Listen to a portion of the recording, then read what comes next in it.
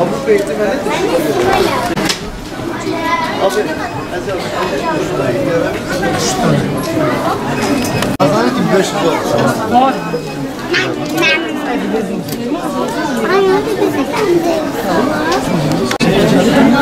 İmza at abla.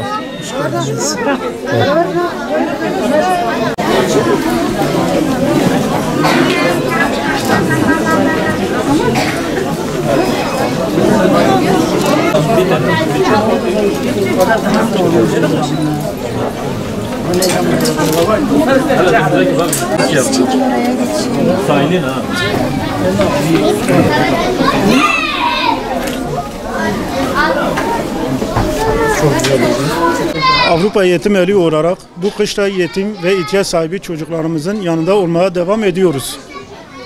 Hayırseverlerimizin büyük destekleri sayesinde çocuklarımızın kışlık giyim ihtiyacını titizlikle karşılıyoruz.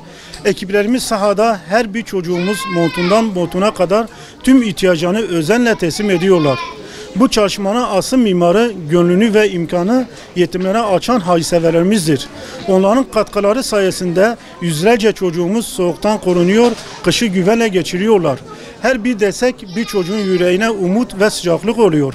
Tüm hayır sahiplerine teşekkür ediyor, iyilikte beraber olmanın mutluluğunu yaşıyoruz.